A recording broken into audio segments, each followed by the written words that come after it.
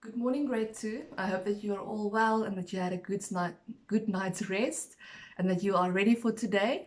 For today, I have language studies, math, and science. And then also, we'll do our Zoom calls again tomorrow, Zoom video calls, and I'm looking forward to that. So let's start with our language lesson. So for today's language lesson, we'll be reading the next story, and it is called Animal Camouflage by Janet MacDonald. So let's read the story. Animal Camouflage by Janet MacDonald. What is camouflage? Have you ever played hide and seek outside? Sometimes it is hard to find a good place to hide. But what if you could paint yourself brown and green like the ground? Or put on a costume that would make you look like a tree, or lie down and cover yourself with leaves. All of these tricks would make you much harder to find. A forest looks green and brown. What is camouflage? Some animals use tricks to hide themselves. Using colors and patterns to hide is called camouflage. Camouflage makes things very hard to find, even when they are out in the open. A walking stick looks like the branches around it.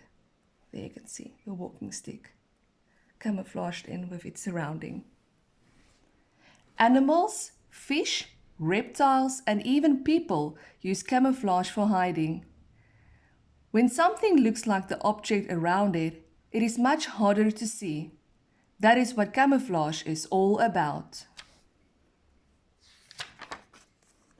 Why do animals need camouflage? There are many reasons why animals hide. They often hide from their enemies. Some animals move around at night and sleep during the day. They need to stay hidden while they sleep.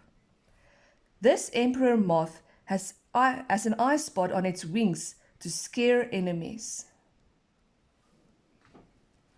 Other animals hide so they can be better hunters. Camouflage helps them sneak up on their dinner. How do animals use camouflage? Animals use camouflage in many different ways. Some use it to blend in with the objects around them. These objects are called surroundings. The polar bear's white coat blends in with its surroundings, the white snow. The color hides the bear when it is hunting for seals. The white fur of this polar bear looks like the snow around it. The black bear's dark coat helps it hide in dark trees and bushes. But what happens if an animal's surroundings are more than one color? Some animals have camouflage with more than one color too. Some fish have dark backs and white bellies. When a hungry bird looks into the dark water, the fish's dark back is hard to see. But to an enemy deeper in the water, the fish's white belly blends in with the bright sky. This large-mouthed bass has a dark back that matches the water.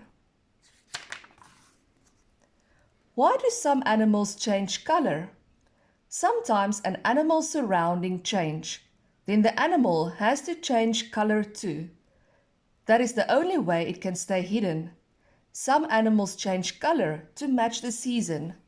The snowshoe rabbit changes color very slowly in the spring and fall.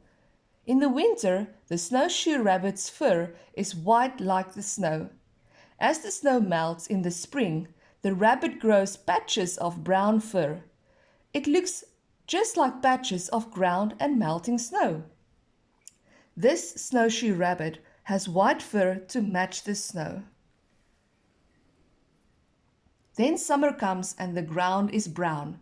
The rabbit's fur grows brown to match. When fall comes, the rabbit starts to turn white again. This baby snowshoe rabbit has brown fur in the spring. Do all animals use colors to hide? Some animals use designs or patterns. instead of changing colors. Blending into a pattern is a good way to hide. When an animal's body looks like its surroundings, it is very hard to find. A fawn or baby deer is too weak to run fast, but it can hide by lying still. The fawn's back is covered with dots. The dots look like spots of sunlight on the forest floor. If the fawn stays still, it is very hard to see. Fawns like this one can blend into their surroundings. Another animal that uses patterns to hide is the bittern. This bird lives in marshes with tall grass. The stripes on its feathers look just like shadows in the grass. This bittern has patterns that match the tall grass. When the bittern is in danger, it makes itself even harder to find. It points its beak straight up and sways its body in the breeze. The bittern looks just like the blowing grass. What is mimicry? Some animals have a shape or color that looks like something else. This type of camouflage is called mimicry. Animals that use mimicry are good pretenders. The walking stick is one insect that uses mimicry. Its long, thin, bumpy body looks just like a small branch. This walking stick looks like a branch. Walking sticks can even change color with the seasons. In the spring, the tree's branches and leaves are green. The walking stick is green too. When the branches and leaves turn brown, the walking stick turns brown to match. And there you can see the walking stick. Some animals use other kinds of mimicry too, to fool their enemies. Some moths have large spots on their rear wings. The spots look just like eyes. When the moth is resting, its front wings cover the spots, but when the moth senses danger, it lifts its front wings and shows the spots. If an enemy is afraid of the big eyes, it will leave the moth alone. The spots on this low moth's wings look like eyes. Some animals even make their own costumes for camouflage. The masked crab used seaweed to make a costume. This masked crab has used many things to make its costume. First, the crab uses its claw to tear the seaweed into pieces. Then it puts each piece in its mouth and chews it until it is soft. The crab sticks the pieces of seaweed to itself.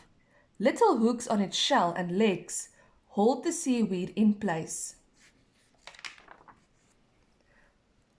From a rabbit that changes color to a crab in a seaweed costume, there are many kinds of camouflage, but each kind of camouflage has the same important job: to help animals hide. This zeil moth is hard to see because it looks like the tree trunk. Now that you know some of the tricks, maybe you will see animals where you never saw them before, but you have to look very carefully or you might be fooled. You can now do the pages, page 11 and 12, the questions of the story. Then also for today's language, I would like you to do for spelling, I would like you to pick 10 words from the glue sheet and then make your own sentences. So remember the glue sheet we did last week already. If you can just go back and pick 10 words. And remember to start your sentence with a capital letter and to end it with a period. There you go, grade 2. A bit of a long story, but I do hope that you enjoyed it, and I'll see you in the math lesson.